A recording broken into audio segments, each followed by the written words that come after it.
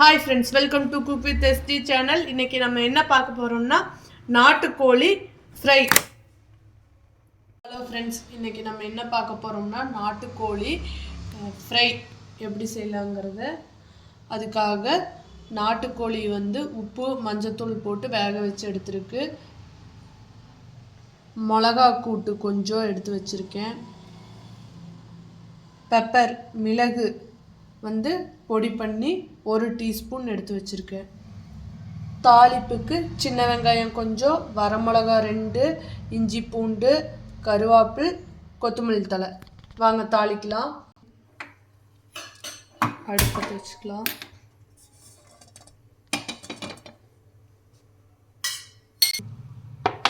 எண்ணெய் கொஞ்சம், தாளிப்பு கலவா,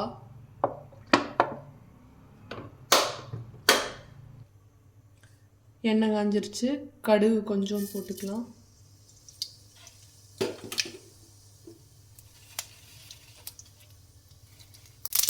கடுகு பொரியுது. அடுத்து சின்ன வெங்காயம், வரமிளகா, கருவேப்பிலை,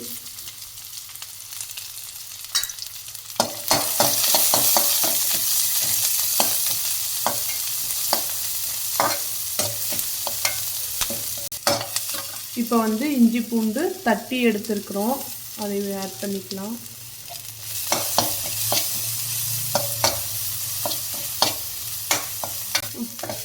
இப்போ இஞ்சி பூண்டு வணங்கிடுச்சு. அடுத்து அரைச்சி வச்சிருக்கிற மிளகு கூட்டு உள்ளே போட்டுக்கலாம்.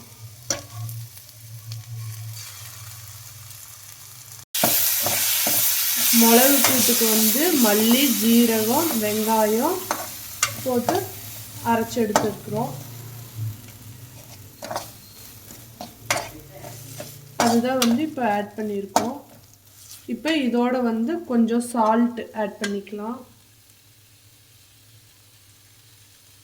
இப்போ இந்த கூட்டு கலவை சால்ட் ஆட் பண்ணியிருக்கோம். கறிக்கு வேகையிலேயே உப்பு போட்டு வேக வச்சிருக்கிறோம்.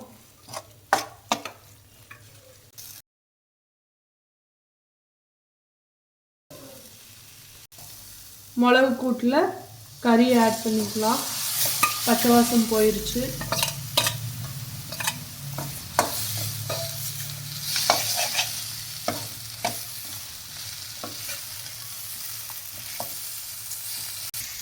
மிளகு கூட்டில் இருந்து நான் கொஞ்சம் தண்ணி எடுத்து வச்சுருக்கேன்.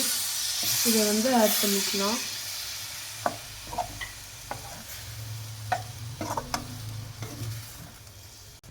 இதில் தண்ணி ட்ரை ஆகிற வரைக்கும் கறி வேகட்டும்.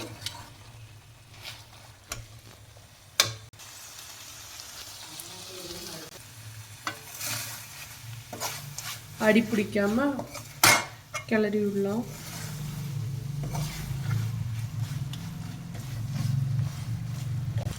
இப்போ பெப்பர் தூவிக்கலாம்.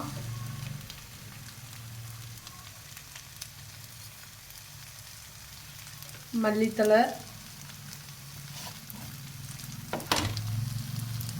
மணத்துக்காக கொஞ்சம் தேங்காய் எண்ணெய்,